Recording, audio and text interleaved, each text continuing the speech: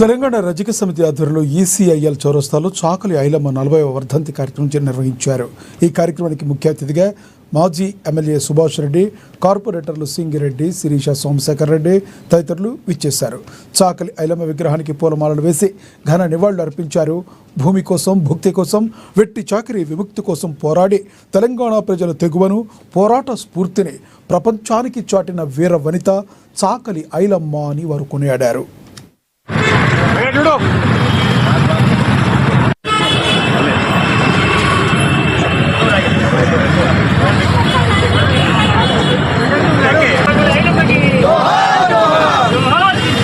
అందరూ కూడా అంటే చాకలి ఐలమ్మ అంటే మహిళలను స్ఫూర్తించడం కాకుండా పురుషులకు కూడా అంటే కొట్లాడితే పోయేదేం లేదు, ప్రాణాలే తప్ప కొట్లాడితే ఏదైనా సాధించవచ్చు అనే ఒక వాదాన్ని మరి గట్టిగా ఈ తెలంగాణ ప్రజలకు వినిపించిన మహిళా త్యాగశీలి మరి చాకలి ఐలమ్మ గారు.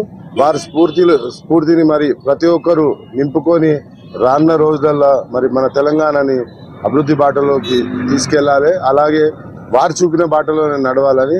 భూమి కోసం, భుక్తి కోసం, రైతాంగ సాయుధ పోరాట విముక్తి కోసం ఎంతో పోరాటం చేసిన మహిళ. మరి మహిళా చైతన్యానికి, మహిళ అంటే ధైర్యశాలి, వీరవనిత అని మరి చాకలి ఐలమ్మ ఆనాడే చూపించిండ్రు.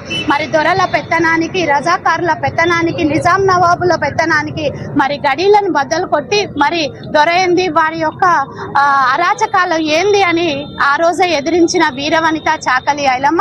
మరి తెలంగాణ రాష్ట్ర ప్రభుత్వం వచ్చిన తర్వాత మరి రేవంత్ రెడ్డి గారి నాయకత్వంలో కోటి ఉమెన్స్ కాలేజ్ ని మరి చాకలి ఐలమ్మ విశ్వవిద్యాలయంగా నామకరణం చేసినందుకు ప్రత్యేక ధన్యవాదాలు తెలియజేస్తున్నా. అదేవిధంగా చాకలి ఐలమ్మ వారసత్వాన్ని కొనసాగించాలి, ఆమె ధీరత్వాన్ని, ధైర్యత్వాన్ని ప్రపంచానికి చాటి చెప్పాలని మరి వారి యొక్క మనవరాలని మహిళా కమిషన్ మెంబర్ చేసిన గౌరవ రేవంత్ రెడ్డి గారికి ప్రత్యేక ధన్యవాదాలు తెలియజేస్తూ మరి ఆనాడు తెలంగాణ రైతాంగ సాయుధ పోరాటంలో కీలక భూమిక పోషించిన చాకలి